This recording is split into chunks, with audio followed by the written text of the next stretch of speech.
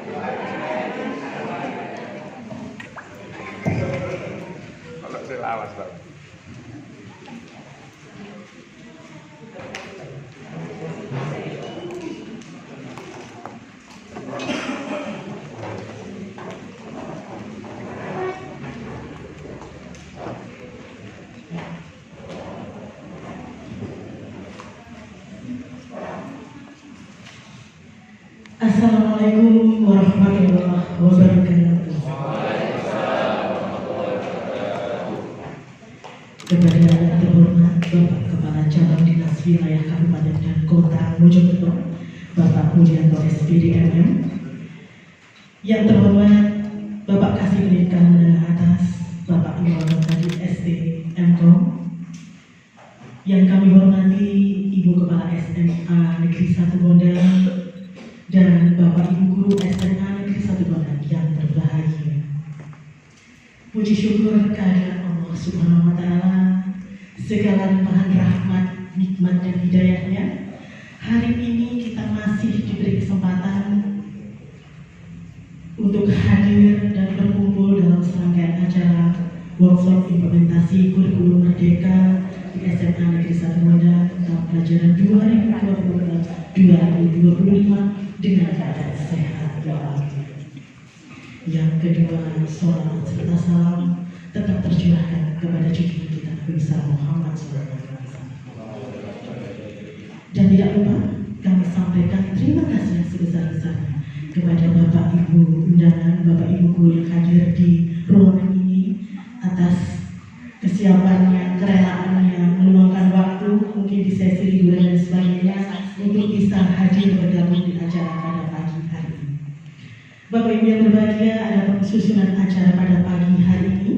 Yang pertama pembukaan, dilanjutkan dengan doa, sambutan dan pembinaan, dan nanti di akhir acara pembukaan akan ada pemberian materi sesuai dengan tema kita pagi ini, yaitu implementasi kurikulum merdeka. Dan selanjutnya yaitu menyanyikan lagu kebangsaan Indonesia. Hadirin dimohon berdiri.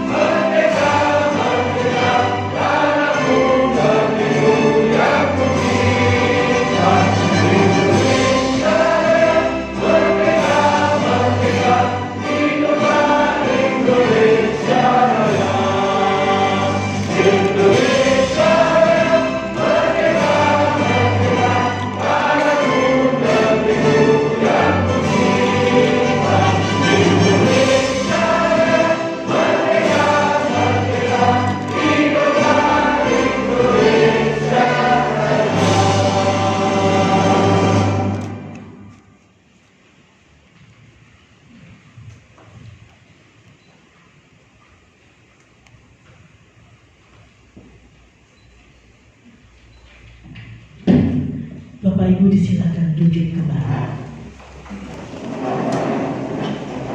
Dan untuk kelancaran acara pada pagi hari ini, marilah kita ikuti doa bersama yang akan dipimpin oleh Bapak Haji Saiful SKG MPD. Kepada beliau disilakan.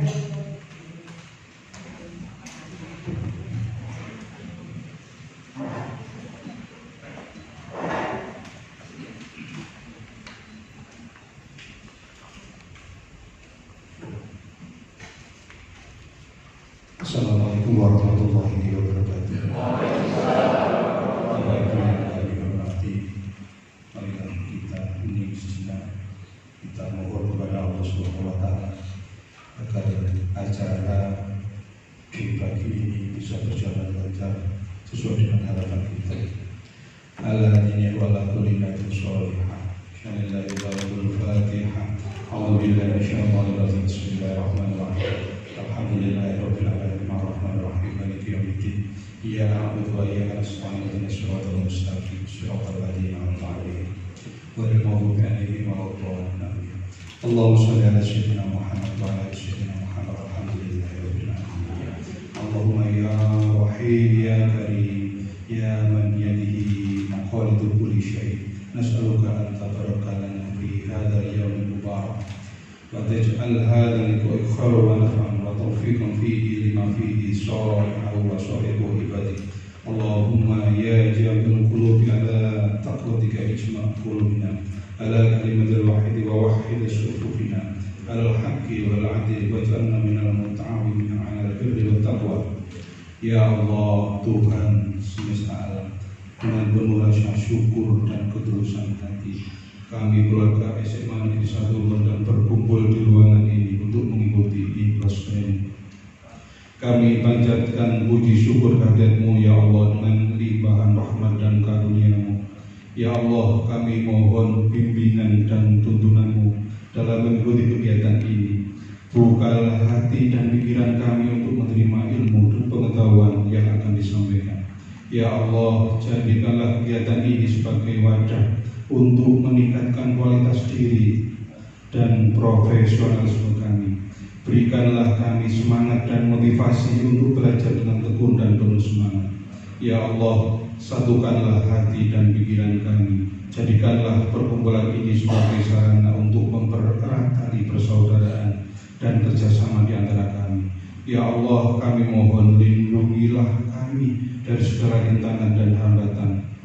Dan kami berlindung dan mohon kepada-Mu ya Allah dari segala gangguan dan fitnah. Ya Allah, ampunilah segala dosa dan khilaf kami, dosa dan khilaf para pemimpin kami, dosa dan khilaf para pendahulu kami serta anak dan keturunan kami. Terimalah amal ibadah kami dan jadikanlah kami hamba-Mu yang taat dan patuh kepada-Mu. Rabbana zalamna anfusana wa illam taghfir lana wa tarhamna lanakunanna minal khasirin. Rabbana atina fid dunya hasanah wa fil akhirati hasanah wa qina adzabannar. Wa adkhilna jannatal abrar ya aziz ya ghafar ya rabbal alamin. Wa sallallahu ala sayyidina Muhammadin nabiyyi wa ala alihi wa sahbihi wa sallam. Walhamdulillahi rabbil alamin. Bismillahirrahmanirrahim. A'udzu billahi minasyaitonir rajim. Bismillahirrahmanirrahim. Alhamdulillahi rabbil alamin. Ar-Rahmanir Rahim. Maliki yaumiddin. Iyyaka na'budu wa iyyaka nasta'in. Ihdinas siratal mustaqim. Siratal ladzina an'amta 'alaihim ghairil maghdubi 'alaihim waladdallin. Amin. Kurang lebih mohon maaf. Assalamualaikum warahmatullahi wabarakatuh.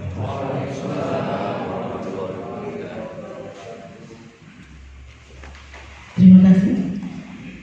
Acara berikutnya adalah sambutan dari Kepala SMA Negeri 1 Kondan. Kepada Ibu Lilo Indar Usweni SPD MPD disilakan.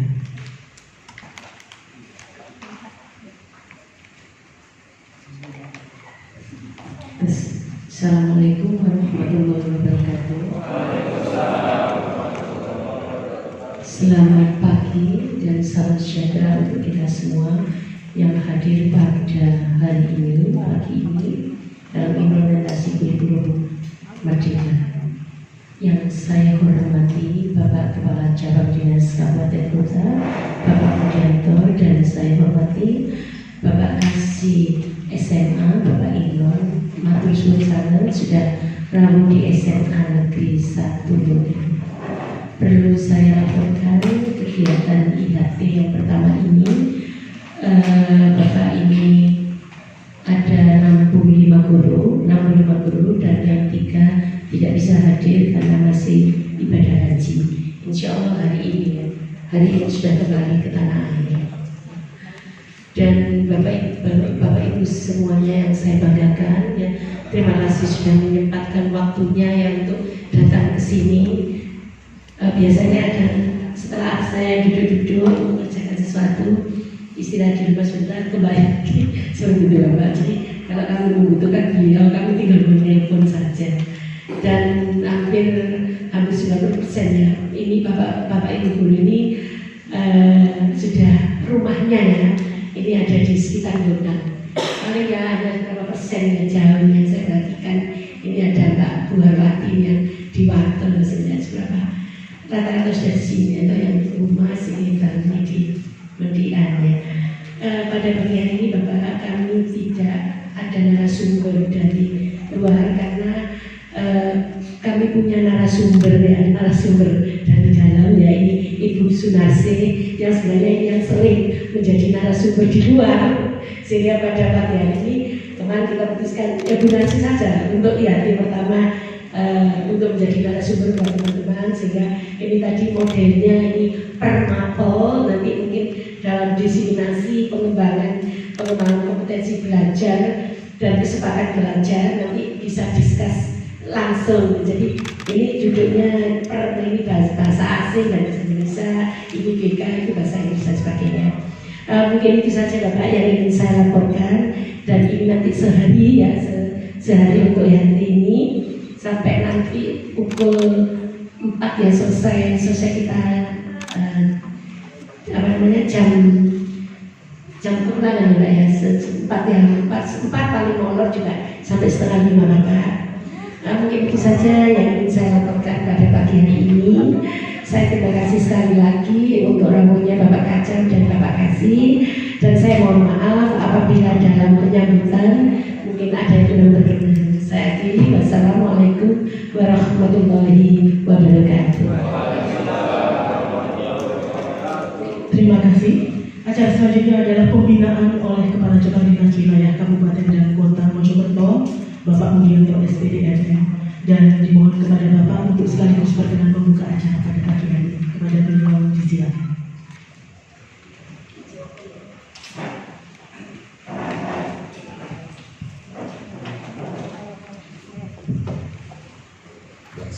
Assalamualaikum warahmatullahi wabarakatuh.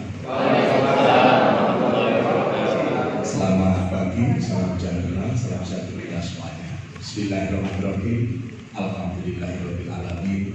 Wassalatu wassalamu ala asyrofil anbiya'i wal mursalin sayyidina wa maulana Muhammadin wa ala alihi wa sahbihi ajmain. Yang saya hormati Bu Deno, Kepala SMA Negeri 1 Gondang. Yang saya hormati Pak Indor, Kasih SMA di wilayah Mojokerto, Bapak Ibu manajemen sekolah, para wakasek, Kasubag PU, dan Bapak Ibu guru SMA 1 Gondang yang berbahagia. Alhamdulillah, puji syukur, marilah senantiasa kita panjatkan kepada Allah Subhanahu wa Ta'ala dan Yang Maha Kuasa. Pagi hari ini kita semuanya diberikan kesempatan, diberikan kesehatan untuk berkumpul dalam salah satu kegiatan yang sangat baik ini, yaitu workshop implementasi kurikulum merdeka. Mari kita senantiasa bersyukur, berharap pada Allah Subhanahu wa Ta'ala. Mudah-mudahan nikmat sehat ini bisa kita rasakan sepanjang hidup. Amin. Bapak Ibu yang saya hormati, Bu Deno, mohon maaf saya terlambat. Ya maunya hadir sepagi mungkin, tetapi yang memang jauh dari Surabaya ke Capri jauh Pak. Kemudian dari ke sini juga jauh. Jika mohon maaf kalau saya terlambat. Dan kali ini saya soal pertama di Gondang. Salam kenal Bapak dan Ibu, barangkali ada yang belum kenal. Ya, nama saya mungkin sudah sering dengar. Nama saya Mudianto. Saya dulu mengawali pekerjaan sama seperti Bapak Ibu semuanya. Saya itu guru Pak. Ya, tahun 2000 itu guru SMK, SMK Negeri 7 Surabaya. Kemudian tahun 2013-2014 diangkat kepala sekolah di SMK 3 Surabaya sampai tahun 2019 pindah ke SMK 7, jadi kembali ke sekolah saya dulu selama 15 bulan. Bersamaan dengan itu juga merangkap sebagai PLT di SMK 1 Surabaya selama 9 bulan. Kemudian tahun 2000 pas COVID ditugaskan di Dinas Provinsi sebagai Kepala Seksi Kurikulum SMK selama kurang lebih 4 tahun. Baru kemarin per Januari 2024 ditugaskan di Mojokerto untuk membersamai Bapak Ibu semuanya dalam rangka memajukan pendidikan di Mojokerto. Sehingga frekuensi kita sama Pak, sama-sama gurunya seperti itu. Sehingga guru itu permasalahannya apa saja, tantangannya apa saja. Insya Allah saya juga sedikit banyak tahu terkait itu, utamanya pengalaman saya sebagai kepala sekolah di tiga sekolah sebelumnya. Baik Bapak Ibu yang saya hormati, hari ini temanya bagus, ya. Profesor Implementasi Kurikulum Merdeka berdasarkan Permendikbud nomor 12 tahun 2024 tentang pelaksanaan kurikulum merdeka. Kenapa Bapak Ibu saya katakan ini sangat bagus? Ya setelah Permendikbud 12 2024 keluar, mau tidak mau, suka tidak suka, kurikulum merdeka itu harus dilakukan di setiap satuan pendidikan. Di mana yang sebelumnya mulai tahun 2021-2022 kurikulum merdeka itu kan masih menjadi sebuah tawaran kan begitu. Bagi sekolah penggerak untuk SMA dan untuk SMK itu sekolah pusat keunggulan harus melakukan uji coba kurikulum merdeka saat itu. Kemudian bagi sekolah yang bukan sekolah penggerak atau bukan sekolah pusat keunggulan boleh mencoba kurikulum merdeka melalui jalur mandiri. Kalau itu Bapak Ibu ya, ada mandiri belajar, ada mandiri berubah, ada mandiri berbagi. Ada 3 pilihannya. Kalau mandiri belajar atau mandiri belajar pertama ya mengadopsi poin-poin item-item yang ada di kurikulum merdeka, tetapi masih menggunakan kurikulum 13. Tetapi untuk yang mandiri berubah sudah mulai menggunakan beberapa contoh-contoh yang ada di kurikulum merdeka dan statusnya sudah sebagai pelaksana kurikulum merdeka. Kemudian yang ketiga, yang mandiri berbagi, tentu sudah mandiri dengan membuat item-item pola-pola pembelajaran sudah disusun sendiri tanpa mengadopsi apa yang ada di dalam kurikulum merdeka yang dikeluarkan oleh Kemendikbud seperti itu. Nah ini penting. Ya sekarang karena kita tahun kedua ya, Bu Rito nih, tahun kedua. Tentu mau tidak mau, suka tidak suka, apa yang ada di dalam Permendikbud 12/2024 itu harus kita lakukan. Bagaimana cara membuat capaian pembelajaran dan sebagainya. Tentu terkait ini Bu narasumber nanti yang lebih tahu. Sehingga kalau saya bicara terkait itu nanti keliru malah repot begitu.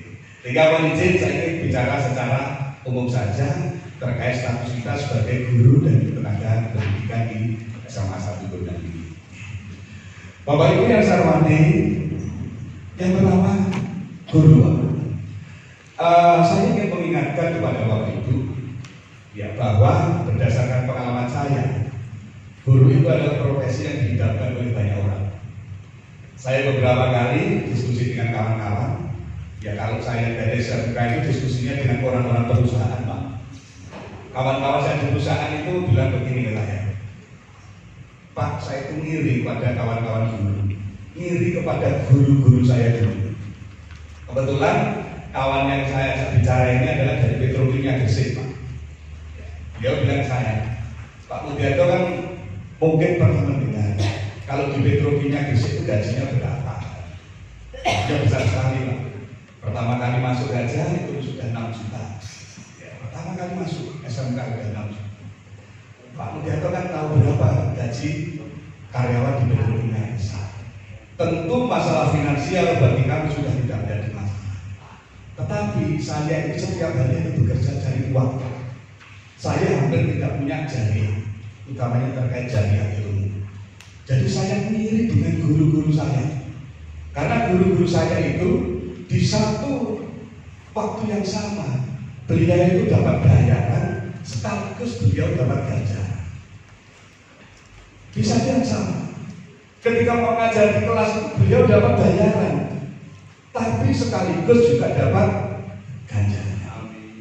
Tetapi bagi kami Pak orang di industri, cari bayaran itu butuh waktu sendiri, cari ganjaran juga butuh waktu sendiri. Itu kata-kata kawan saya di Terminal Bersih. Kira-kira cocok buat Bapak Ibu? Kalau cocok ya tepuk tangan untuk kita semuanya. Cocok. Berarti panjenengan sama dengan saya, cocok Pak. Sehingga guru itu profesi yang diinginkan banyak orang. Maka saya kadang juga kalau dulu kawan-kawan kerja waktu ibu, guru Pak, guru Pak. Padahal diinginkan oleh banyak orang. Apalagi zaman sekarang dengan adanya sertifikasi tunjangan yang lainnya seperti. Jadi secara substansi tugas kita ini sangat mulia. Dengan mulianya inilah Bapak Ibu, mari kita lakukan tugas pokok fungsi kita, profesionalisme kita dengan sebaik-baiknya. Tentu untuk menuju ke sana Bapak Ibu, kita harus paham dulu kira-kira kompetensi apa yang wajib ada di dalam diri kita sebagai guru. Karena kalau kita tahu kompetensinya, tentu kompetensi itu akan kita jalankan dengan baik, maka akhirnya pendidikan berjalan dengan baik. Kita sebagai profesi sudah menjalankan semuanya dengan baik, tentu ada kepuasan kerja bagi kita semua. Karena menurut saya Bapak dan Ibu, kerja itu bukan hanya menggugurkan kewajiban, tapi ada target, termasuk di dalamnya ada kepuasan kerja. Walaupun kepuasan kerja ini juga berbeda-beda, Bu Reno. Ada puasnya kerja itu kalau pekerjaan selesai, ada kepuasan kerja itu kalau dapat duit banyak. Kepuasannya macam-macam. Ada kepuasan kerja nggak mikir duit, seperti aku kerja, juga ada yang seperti itu. Ada yang kepuasan kerja itu kalau jadi PLO. Apa itu PLO Bapak Ibu? Pasukan kali rumah. Sekolahan terus. Jam 5, jam 6, 7 nggak mau pulang. Rasa di sekolah. PLO itu Pak, pasukan kali rumah. Itu kepuasan kerja. Saya punya kawan kalau tidak disuruh pulang tidak pulang-pulang. Saya bilang Jojo jenengan di sekolah itu melarikan diri dari masalah. Jojo gegeran kalau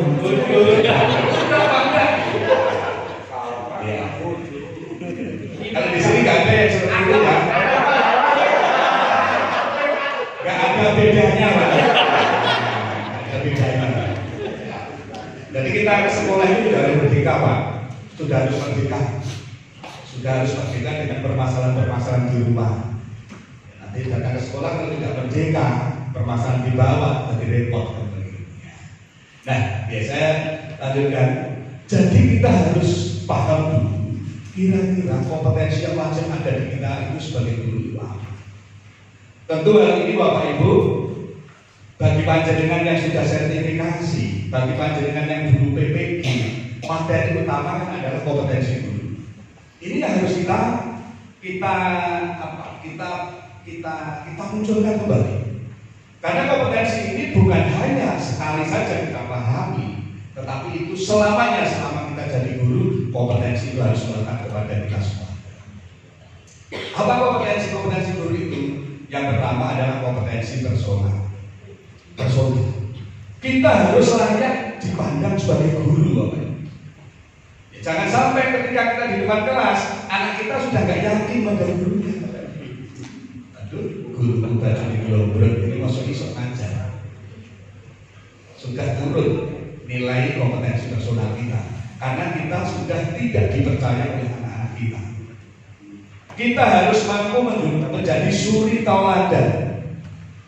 Yang berapa?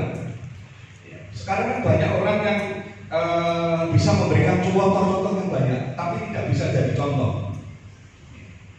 Banyak orang yang bisa memberikan contoh-contoh, tetapi dia sendiri tidak bisa sebagai contoh. Harus jadi suri tauladan. Dan sekarang ini satu keteladanan lebih bermakna daripada sejuta arahan.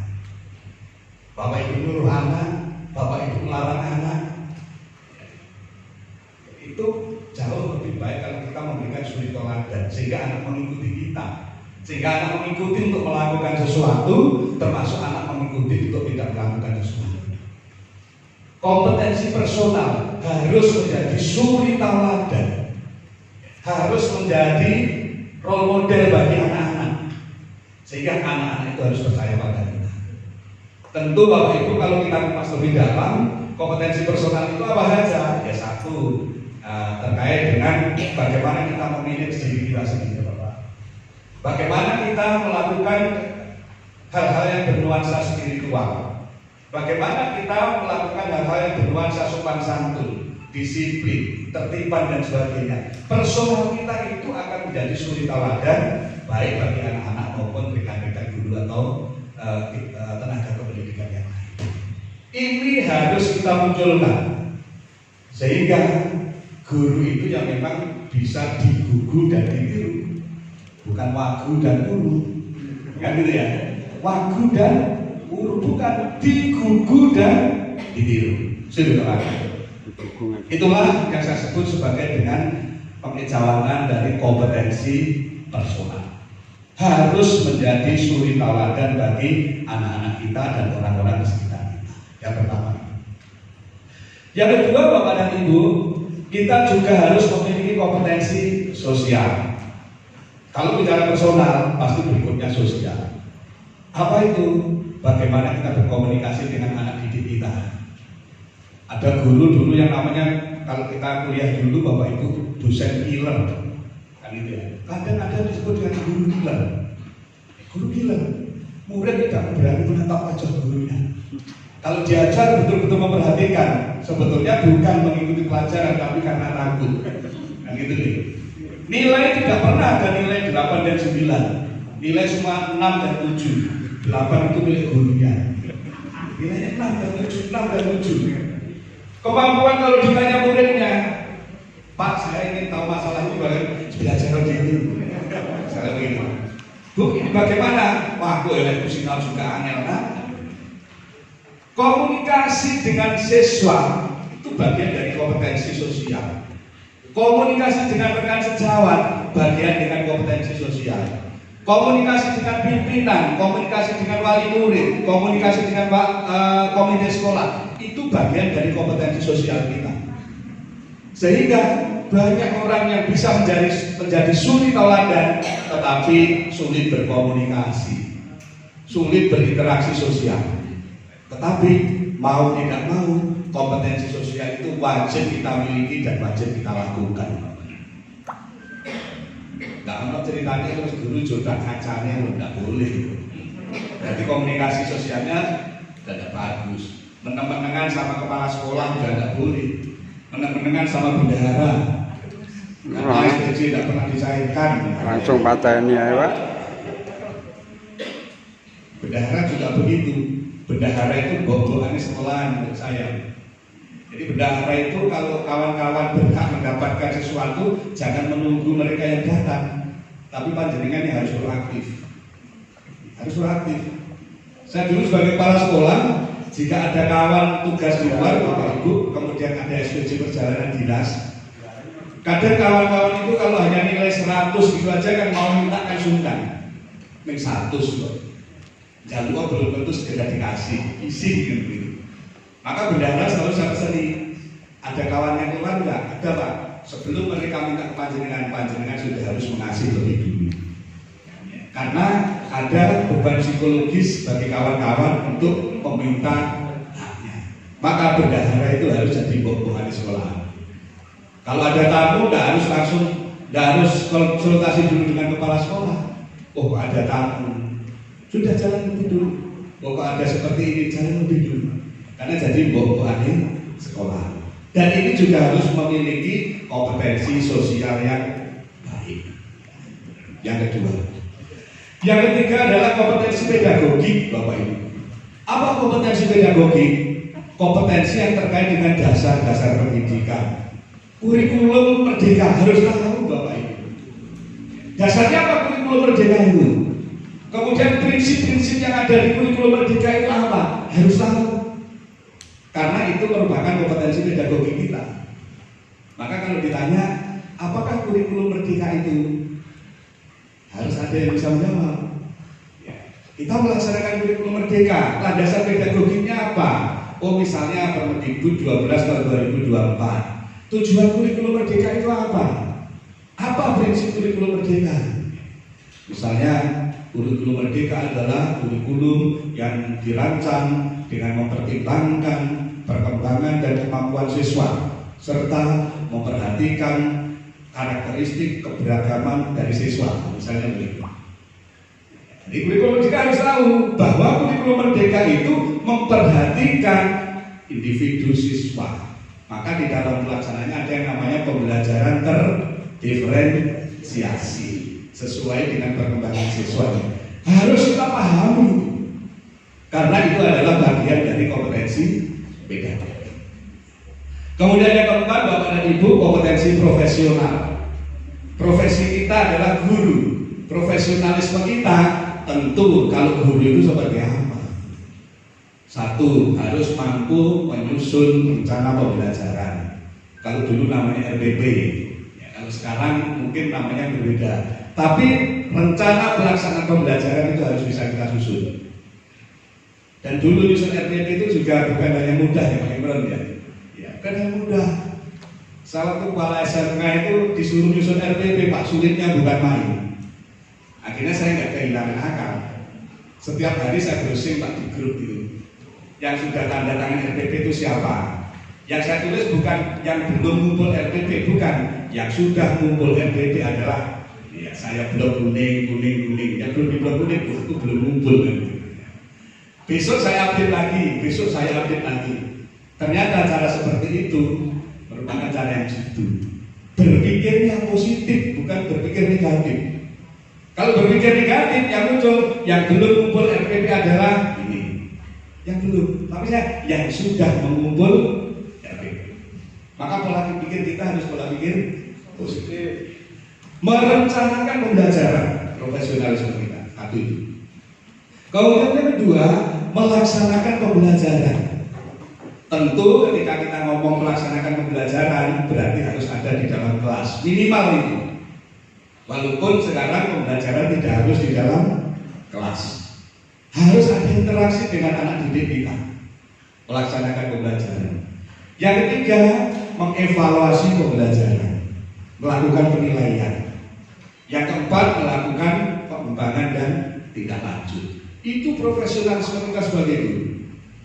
Sehingga Bapak Ibu, kalau terjadi guru hanya bisa melakukan pembelajaran, tidak bisa menilai. Nilai saya mana Pak? Sik turun. Nilai saya mana Pak? Sik besok. Itu berarti belum memiliki kompetensi profesionalisme. Harus mampu memberikan umpan balik. Umpan balik Pak. Kalau anak itu salah, kita harus mampu menunjukkan mana yang benar. Yang repot itu kadang kita bisa menyalahkan, tidak bisa membenarkan, membetulkan. Ibaratnya tukang servis bisa bongkar, tidak bisa membenarkan. Gitu ya. Profesionalisme kita di sini. Kemudian Bapak dan Ibu, di antara profesionalisme kita sebagai guru itu satu, semua harus berorientasi kepada anak didik kita. Harus orientasinya kepada anak didik kita, bukan orientasinya kepada kita sebagai guru. Jadi kita menilai itu yang kita lihat anak didik kita. Standarnya adalah standar anak didik, bukan standarnya kita. Kalau standarnya kita, tentu kemampuan anak didik itu di bawah kita. Di bawah kita.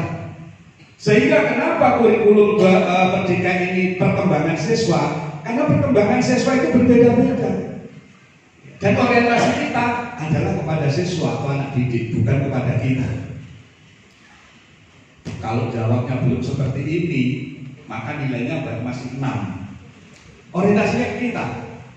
Tapi kalau orientasinya ke anak didik, jawaban seperti ini bagi anak didik, oh ini sudah masuk nilai 8 misalnya, nilai 9 dan sebagainya. Ini penting saya sampaikan kepada Bapak Ibu. Jadi kompetensi yang harus dimiliki oleh guru itu ada 4. 1, kompetensi personal. 2, kompetensi sosial. 3, kompetensi pedagogik. Kemudian yang keempat adalah kompetensi profesional. Jika ini dilakukan dengan baik, saya yakin selain kita sudah melakukan kewajiban kita, tentu ada kepuasan kerja dari kita semua. Kepuasan kerja itu ujungnya nanti, ternyata jadi guru itu enak. Ternyata jadi guru itu menyenangkan. itulah tandanya kalau kita sudah punya kepuasan kerja, kita sudah melaksanakan 4 kompetensi yang saya sebutkan tadi. Ini beda maknanya ketika Bapak Ibu mau datang ke sekolah, itu merasa sudah penuh kekhawatiran. Waduh, besok aku ngajar materi ini saya belum bisa. Pasti ada yang seperti itu. Itu tandanya belum memiliki 4 kompetensi yang tadi saya sebut. Ini yang pertama. Kemudian yang kedua, Bapak dan Ibu, sekarang terjadi pergeseran nilai-nilai dan pelaksanaan pembelajaran. Kalau dulu sumber belajar yang pertama itu adalah di guru. Hingga waktu pengalaman saya sekolah, guru saya itu bukunya sampai kucel itu, karena tahun kemarin yang dipakai ya itu, tahun sekarangnya itu, tahun berikutnya juga itu. Bukunya hanya buku tertentu, yang diajarkan juga hanya itu saja setiap tahun. Karena dulu guru sebagai satu-satunya sumber belajar. Bahkan ketika kita menjawab pertanyaan tidak sama dengan yang dimau oleh guru kita, zaman dulu dianggap salah. Karena guru satu-satunya sumber belajar. Sekarang sudah terjadi pergeseran dan peningkatan nilai Bapak Ibu, bahwa kita semua itu sebagai guru menjadi fasilitator, bukan satu-satunya sumber belajar. Sumber belajar sepinter-pinternya guru masih kalah sama Mbah Google. Kan itu ya Pak? Nih. Sehingga sumber belajar itu ya Mbah Google sebagai sumber belajar, media sosial sebagai sumber belajar, apapun di luar sekolah, di luar yang diberikan guru, selama itu sesuai dengan materi ajar, itu juga menjadi bagian dari sumber belajar. Termasuk lingkungan juga sebagai sumber belajar. Sehingga dengan demikian Bapak dan Ibu, tentu karena sumber belajar kita itu banyak, kita juga harus mengikuti perkembangan teknologi untuk bisa menggunakan sumber-sumber belajar yang ada. Kalau yang namanya HP pasti Bapak Ibu sudah menguasai. Buka web, buka internet pasti sudah menguasai. Kalau tidak, itu nanti ketika kita mau masuk ke dalam kelas pasti ada rasa kekhawatiran. Contoh, yang paling gampang itu Bapak Ibu guru sejarah. Guru sejarah, ada yang guru sejarah? Ada. Oke, makasih. Tepuk tangan untuk Bapak Ibu guru sejarah. Yang paling gampang diberikan contoh, Pak. Bapak Ibu jika di akhir pertemuan misalnya menyampaikan ke anak, ini contoh yang mudah aja Pak. Yang anak nanti pertemuan hari ini sudah berjalan dengan baik, oke? Ya aktivitas di kelas sudah sangat kondusif. Besok minggu depan kita akan bicara terkait dengan sejarah Mojopahit misalnya. Minggu depan kita akan bicara terkait sejarah Mojopahit. Maka panjenengan ketika mau masuk kerja, nggak masuk ke kelas malam harinya belajar sejarah Mojopahit itu apa saja. Tapi jangan kaget, ketika besok panjenengan mengajar di kelas, anak-anak sudah tidak memperhatikan panjenengan. Kenapa? Malam harinya sudah membuka Google. Sejarah Mojopahit. Oh sudah, versi siapa ada semua Pak di sana. Mungkin anak merasa kalau sejarah Mojopahit saja kurang fokus, kurang lengkap. Sejarah yang sebelumnya, sejarah kerajaan Kediri, sejarah kerajaan setelahnya Mataram dan sebagainya. Artinya apa? Anak itu sudah menguasai materi lebih dulu. Mungkin betul seperti ini. Sangat mungkin. Sehingga ketika bicara anak-anak, kerajaan Majapahit itu berdiri tahun, sudah jawab semua. Bapak harus ngerti di sini. Mojopahit rajanya adalah jawab dulu panjenengan belum menerangkan. Karena apa? Anak sudah melihat media sosial. Maka dari itu, biar Bapak Ibu guru sejarah itu tidak kehilangan muka di depan anak-anak, polanya dibalik Pak. Polanya dibalik. Bukan mengajarkan, tetapi sebagai fasilitator, anak-anak sekarang coba browsing, cari rangkuman sejarahnya Mojopahit. Mereka yang aktif menggunakan media sosial mereka, menggunakan HP. Kemudian setelah itu panjenengan, oke, kalau sudah, sekarang coba presentasi ke depan satu persatu terkait dengan browsing yang sudah dilakukan. Asik. Apakah boleh dalam waktu bawa HP? Boleh kan? waktu tahun 2016-17 kan tidak boleh membawa HP ke dalam kelas gitu Bapak Ibu ya. Tidak boleh. Guru saya sudah saya izinkan membawa HP ke dalam kelas. Tak izinkan, malah tak suruh. Utamanya waktu pembelajaran praktek. Karena SMK. SMK saya guru listrik, dulu SMK saya jurusan listrik. Justru tak anjurkan membawa HP ke dalam kelas. Karena apa? Ketika dilarang membawa HP ke dalam kelas, yang saya amati Pak, secara tidak sengaja kita menciptakan budaya negatif pada anak-anak. Budaya apa? Mencuri-curi kesempatan. Budaya apa? Budaya berbohong. Di dalam kelas tidak boleh membawa HP. Dia berbohong. Siapa yang membawa HP? Tidak ada. Padahal dia bawa. Kemudian ketika gurunya lengah, dia buka HP. Cari-cari kesempatan dalam kesempitan. Saya merasa jika ini diteruskan, maka budaya ini juga akan berkembang terus. Budaya mencuri-curi kesempatan. Besok bekerja di perusahaan, mencuri-curi kesempatan. Besok bekerja di tempat yang lain akan berbohong. Karena dulu berbohong itu ternyata dibolehkan. Mencuri-curi kesempatan ternyata juga diberikan kesempatan, kan begitu.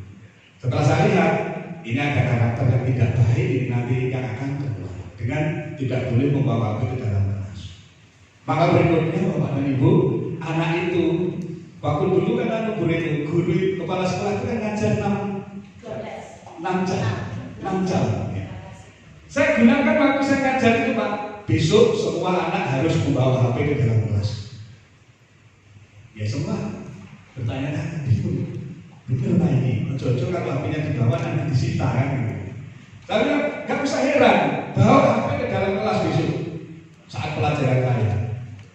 Jika semua membawa HP Pak, yang saya perintahkan pertama, karena saya beli listrik, ayo sekarang HP-nya digunakan browsing cari motor listrik 3 pasang.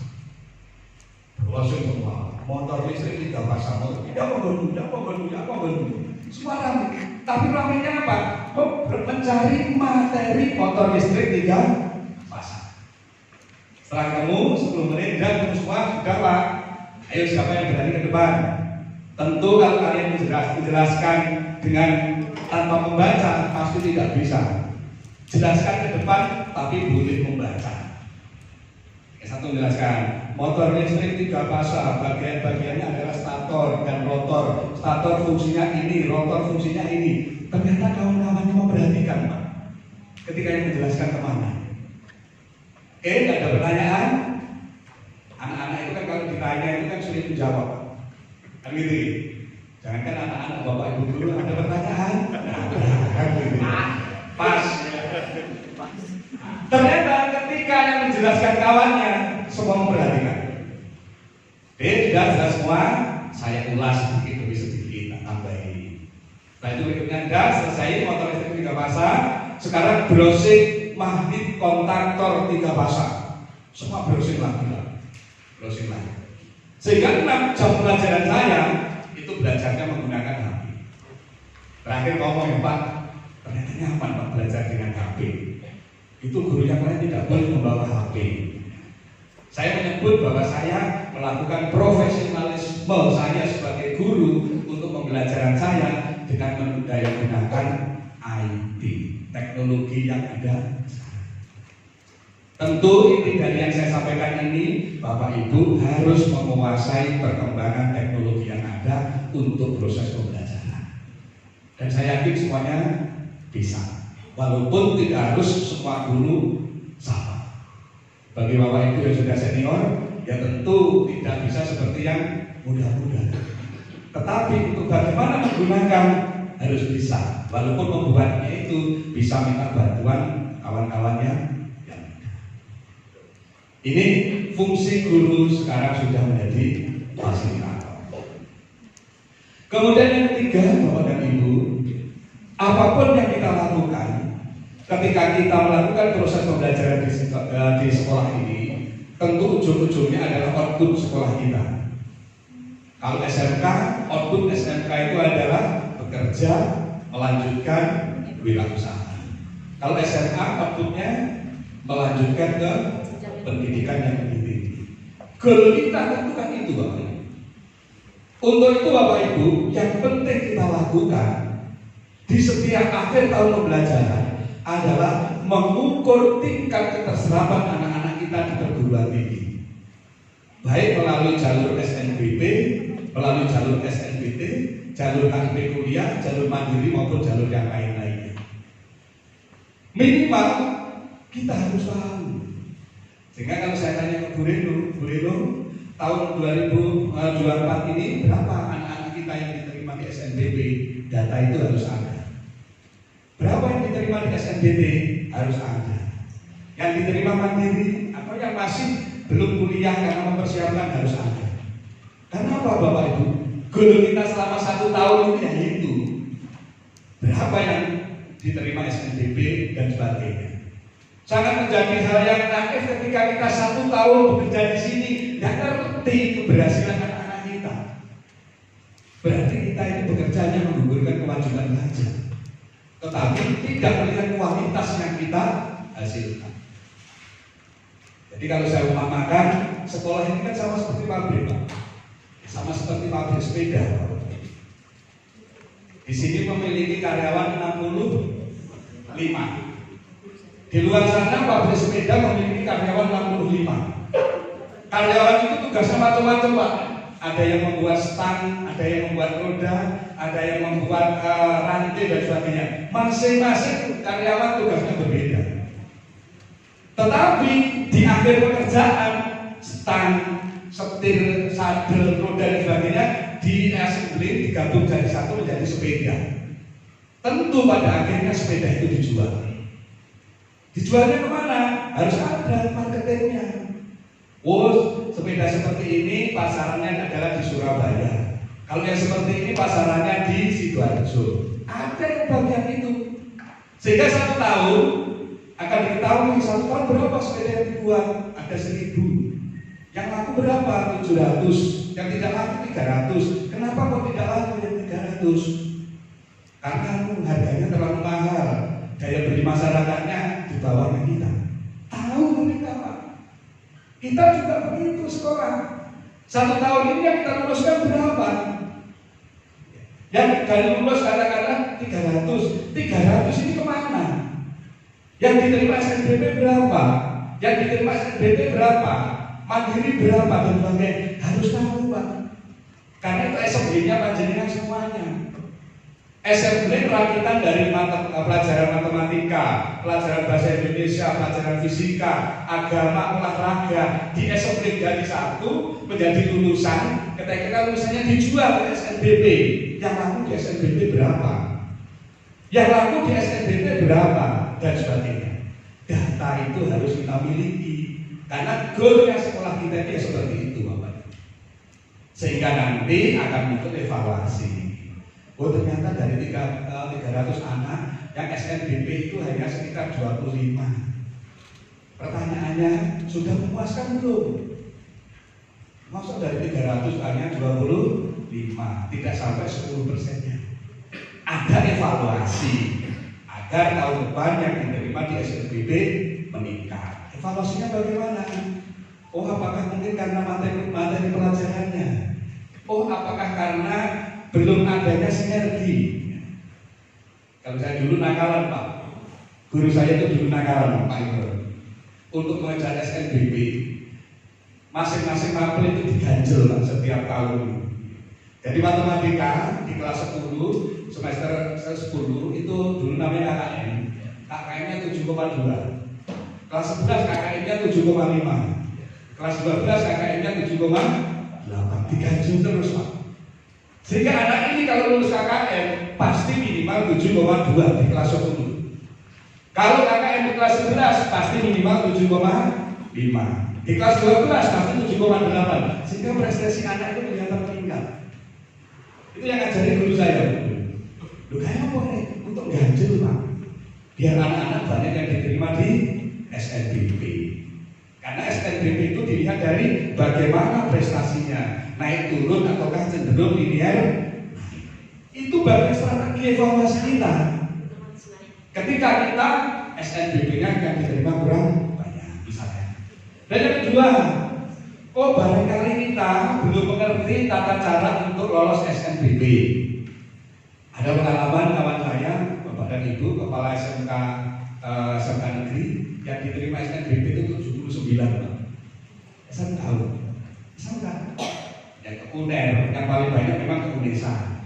Ada yang ITS, Trunojoyo, kemudian yang UPN Veteran juga. 79 mengatakan sama. Mojokerto saja kemarin SMK Soko itu 66 tertinggi. Itu 79 SMK. Dulu Pak Kasek saya, Pak Kepala Sekolah, Pak Kasek saya, kemudian dia jadi kepala sekolah. 79 Pak SNBP. Kemudian saya tanya, kok pinter Bu sampean? Muridnya 79 yang lolos. Oh iya Pak, karena kami ini punya program. Pada saat penentuan eligible, ya itu undang UNER, dipetakan semua. Tahun kemarin yang diterima di UNER berapa kira-kira dipetakan Pak. Sehingga ketika itu petanya ketemu, oh ini jangan ke UNER, ini sebaiknya ke UNESA. Oh jangan ke UNESA, ini sebaiknya ke Trunojoyo. Oh sebaiknya ke Veteran. Itu dilakukan. Siswa tidak memilih yang sangat tinggi grade-nya, tetapi dipilih sesuai dengan peluang. 79 warga. Itu juga bagian dari evaluasi. Maka kalau nanti Bapak Ibu mengevaluasi kenapa SNBP kita kecil, kemudian ada yang perlu dilakukan, lakukan itu. Karena itu bagian dari peningkatan keterserapan lulusan di perguruan tinggi. Sehingga sekali lagi penting melakukan apa yang disebut tracer study. Lulusannya kemana saja. Kalau SMK ini mutlak Bapak Ibu, mutlak harus melakukan tracer study. Yang ketiga, kemudian yang keempat Bapak dan Ibu, apapun program-program yang kita lakukan, sebetulnya kerangka kita itu kan adalah dalam rangka bagaimana 8 standar nasional pendidikan di sekolah kita ini kan bisa berjalan. Dan inti dari pendidikan sekolah itu adalah 8 standar nasional pendidikan. Ada yang tahu 8 standar nasional pendidikan?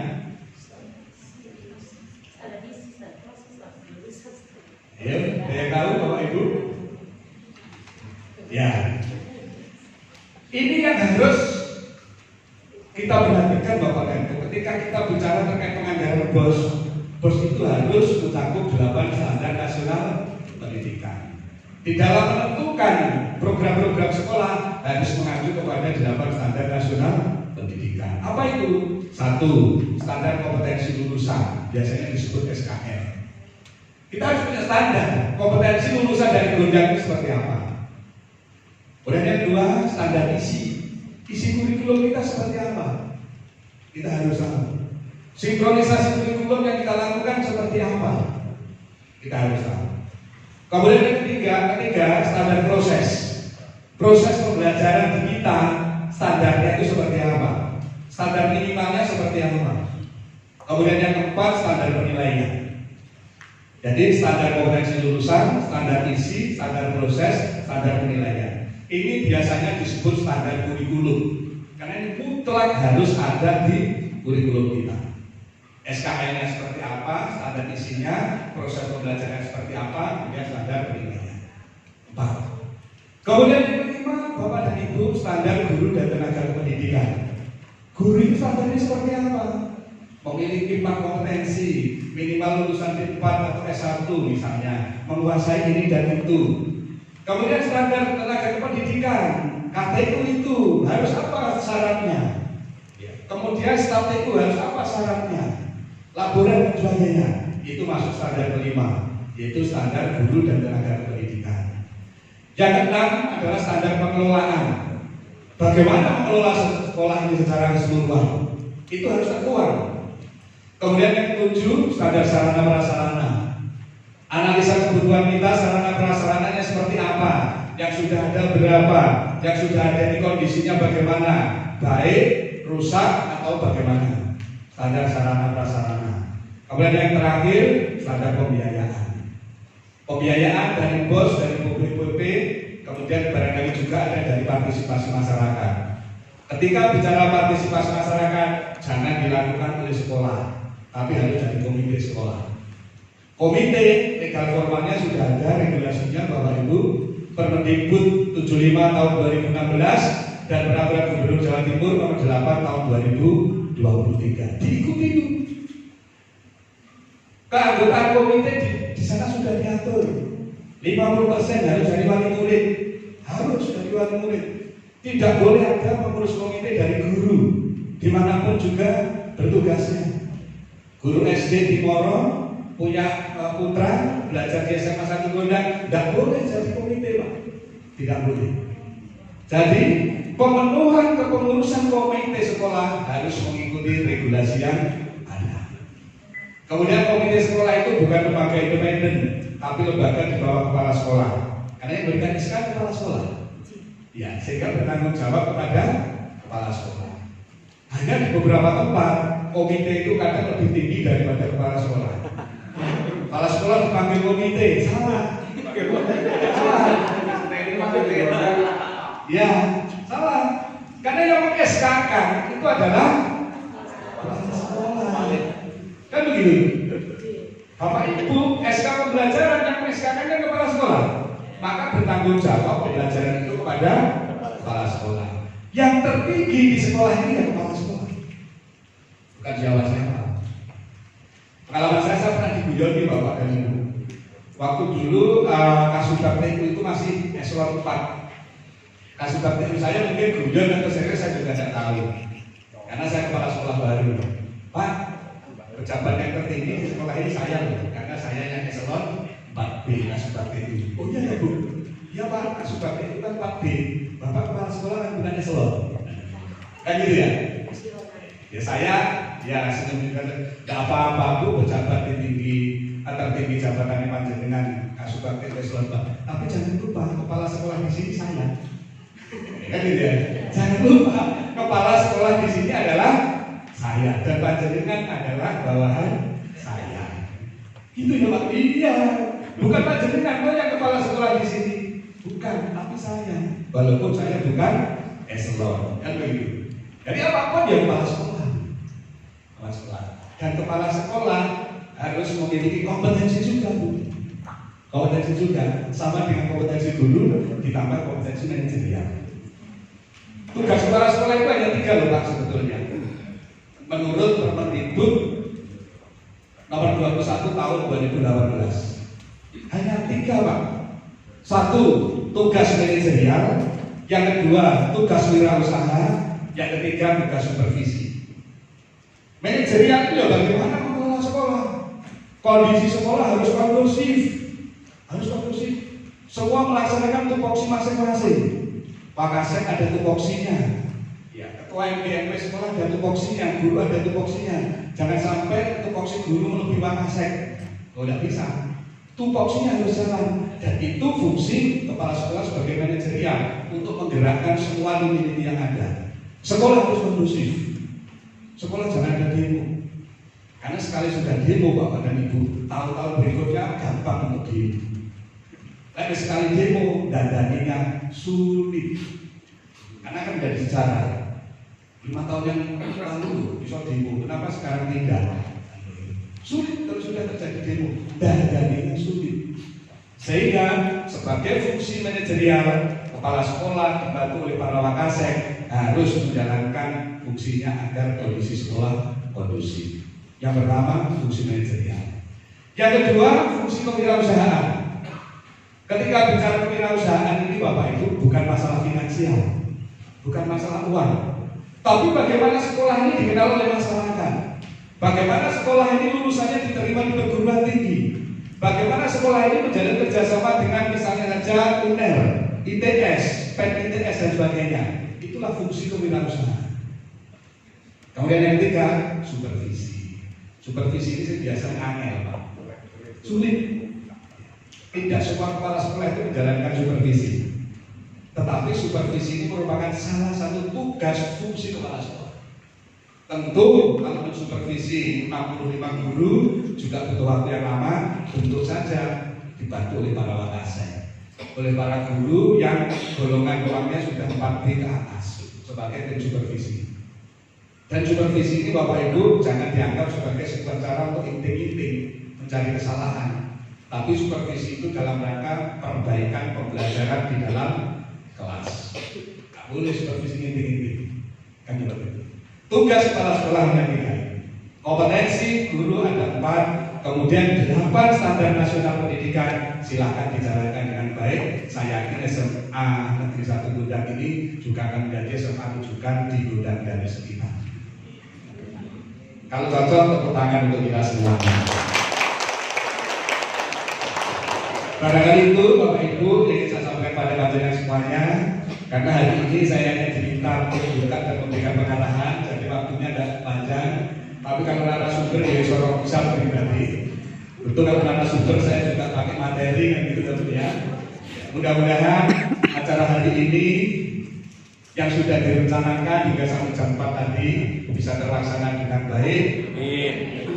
Ingat, semua harus memiliki profesionalisme. Ingat, kita bekerja itu harus memiliki kepuasan kerja. Karena kalau bekerja tidak memiliki kepuasan kerja, yang ada hanya menggugurkan kewajiban saja. Demikian, terima kasih atas izin Bapak Ibu semuanya, atas izin Ibu Kepala Sekolah. Maka workshop implementasi kurikulum Merdeka sesuai Permendikbudristek nomor 12 tahun 2024 SMA Negeri 1 Gondang tahun pelajaran 2024-2025 secara resmi saya nyatakan dibuka dan dimulai. Bismillahirrahmanirrahim. Terima kasih. Assalamualaikum warahmatullahi wabarakatuh. Waalaikumsalam warahmatullahi wabarakatuh. Terima kasih kami sampaikan kepada Bapak Kepala Sekolah Dinas Wilayah Kabupaten Gondang Jawa Timur. Saya apa ada pembimbing ya, apa pembimbingan ya. Besar. Apa kerja?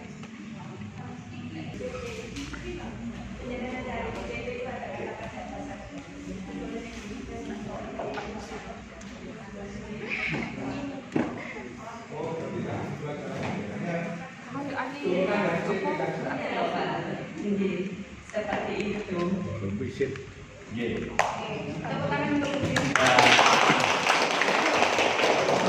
Terima kasih.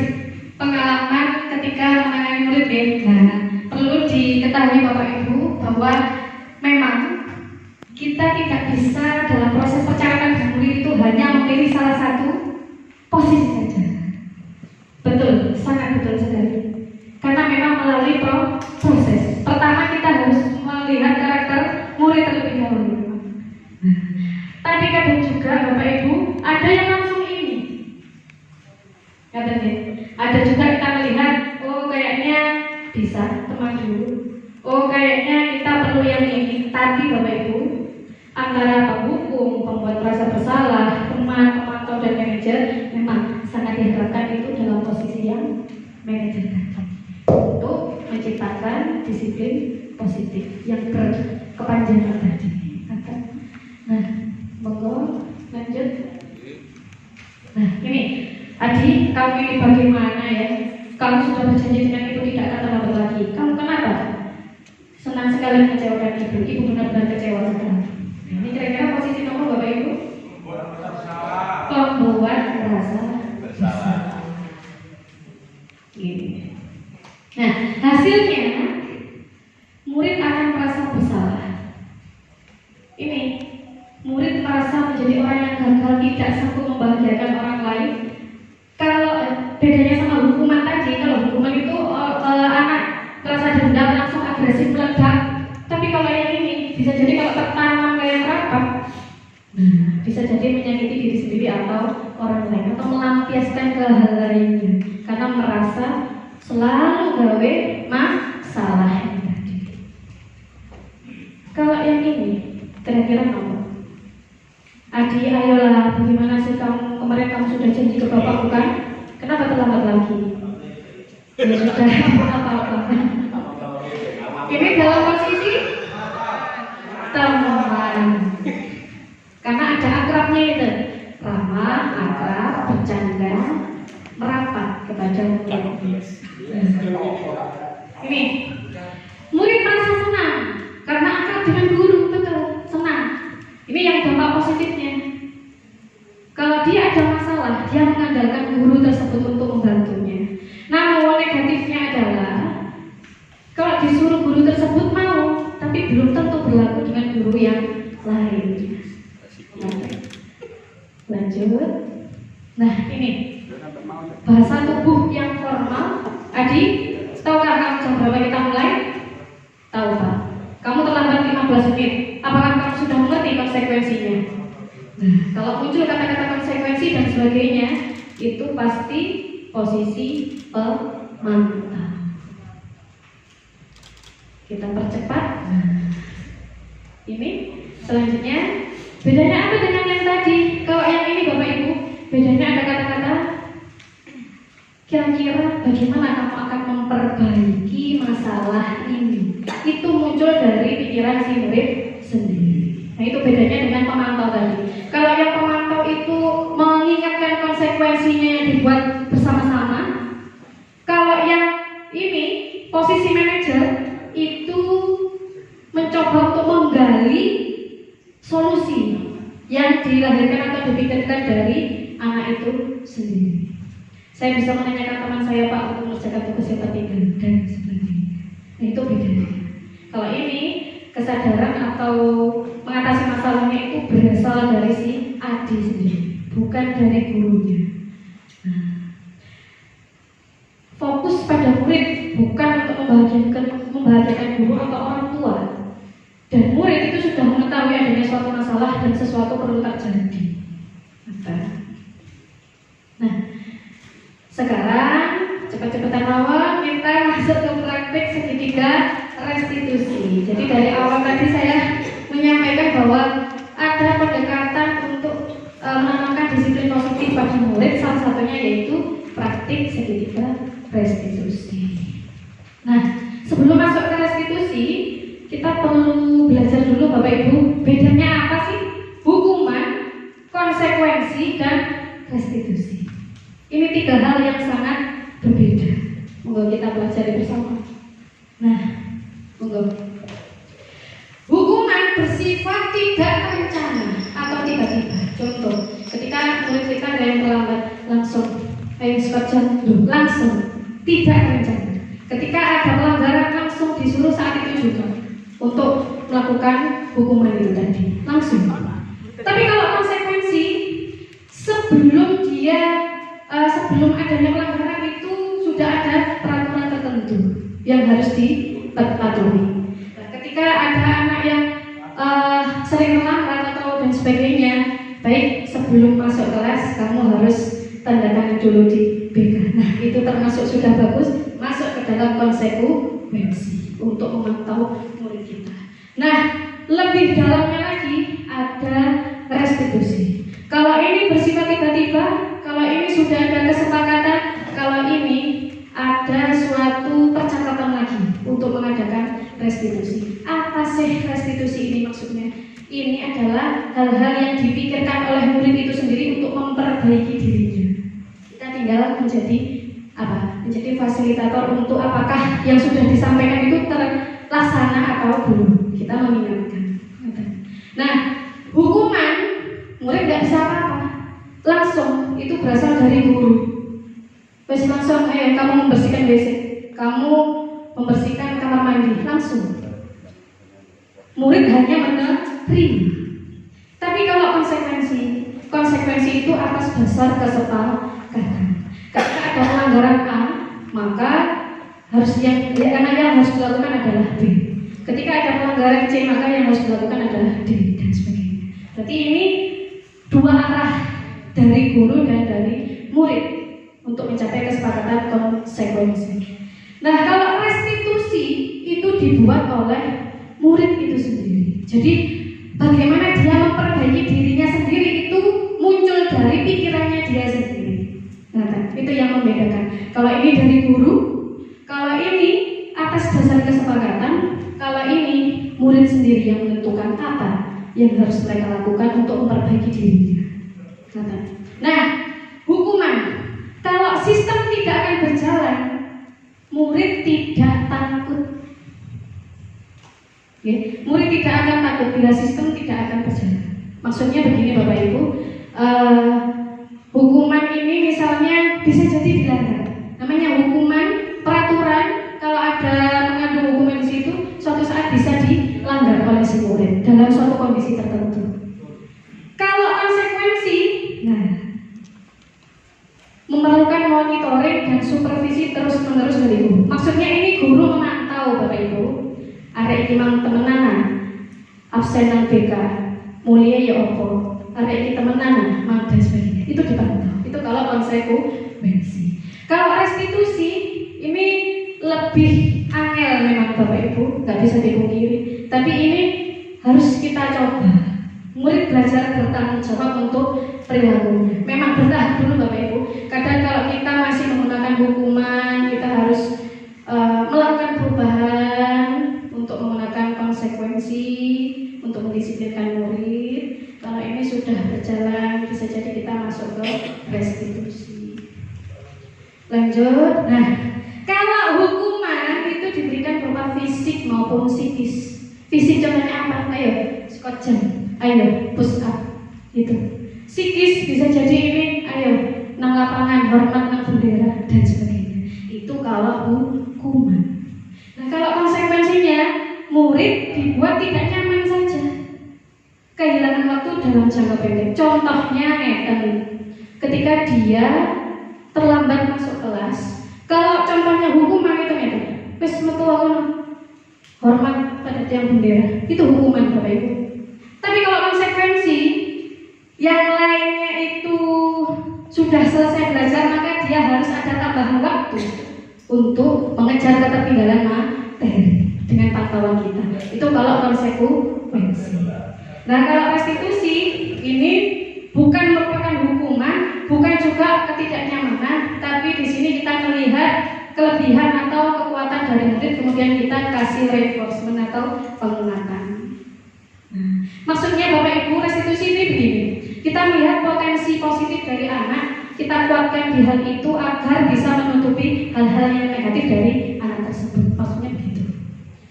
Nah, hukuman kita lihat dari dampaknya. Kalau seorang murid dikasih hubungan, hukuman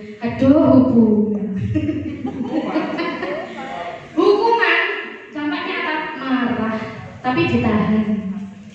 Akhirnya gerundel Bapak Ibu di dalam hati itu pasti ada, pasti ya, itu pasti. Nah, suatu saat itu bisa meledaknya itu bisa jadi kayak sayo gak budal bareng-bareng dan sebagainya.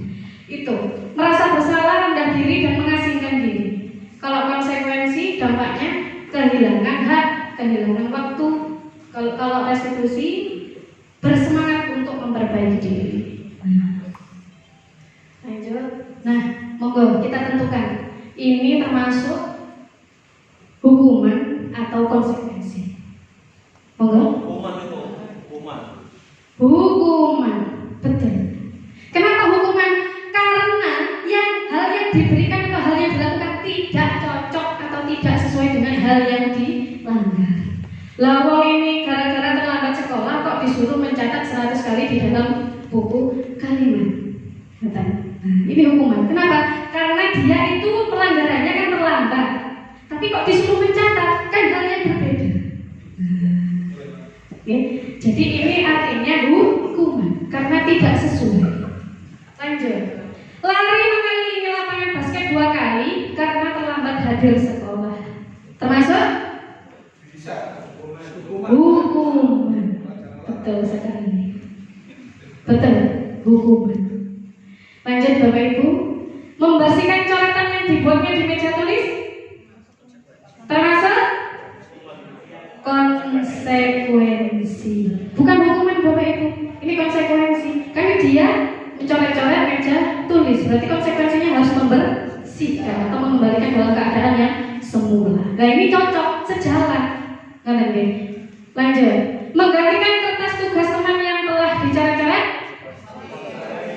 Konsekuensi. Betul sekali. Cirinya adalah intinya hal yang dilakukan kalau itu sejalan, kalau itu mirip-mirip atau bisa jadi karakternya sama dengan hal yang dilanggar, itu namanya konsekuensi untuk menguatkan tadi. Lanjut. Berjemur di lapangan basket pukul 12 12 yang karena mengobrol dengan teman hukuman. Betul sekali. Lanjut, murid diminta bertelanjang kaki sepanjang hari karena tidak menggunakan sepatu warna hitam sesuai peraturan sekolah. Kenapa?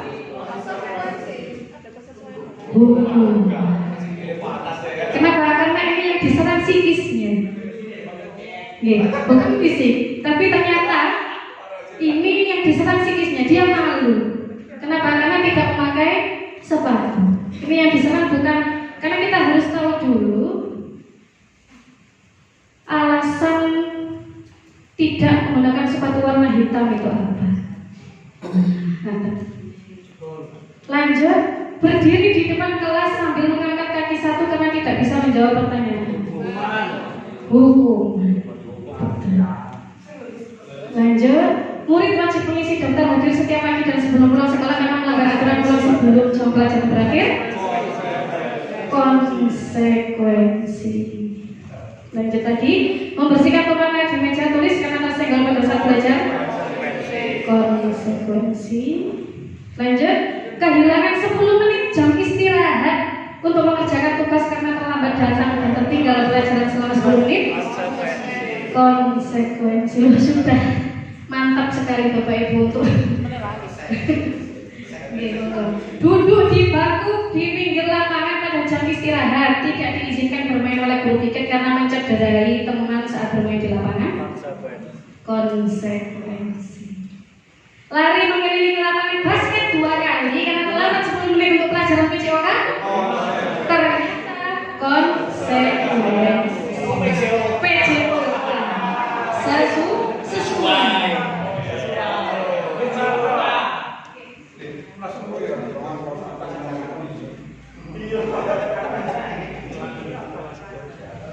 Sampun. Nah, sepertinya sudah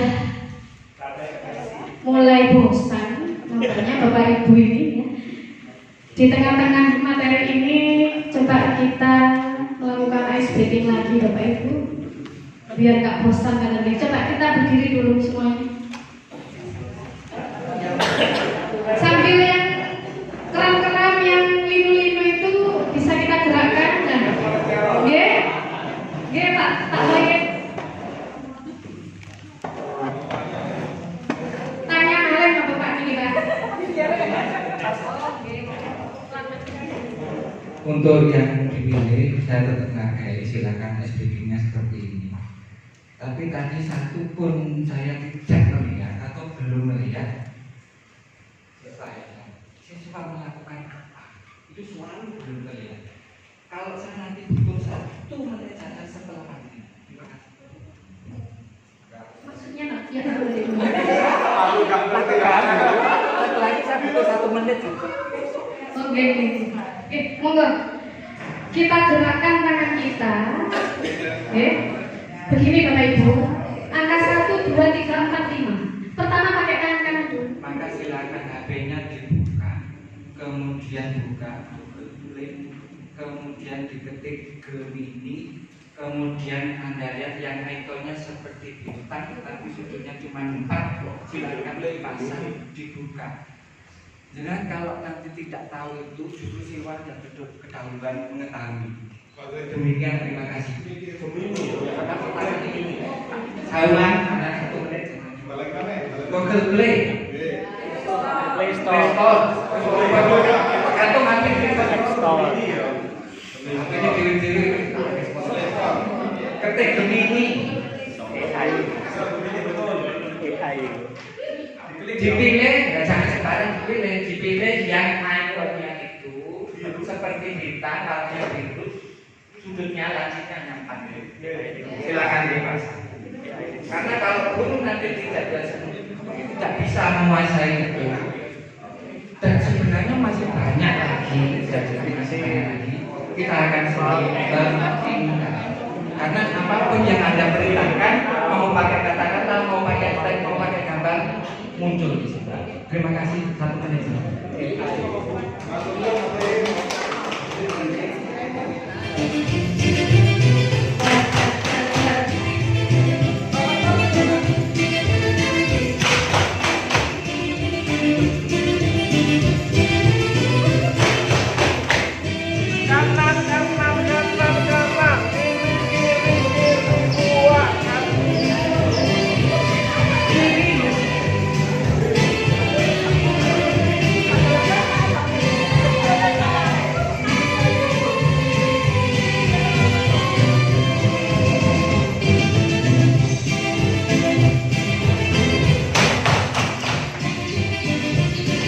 Aisin.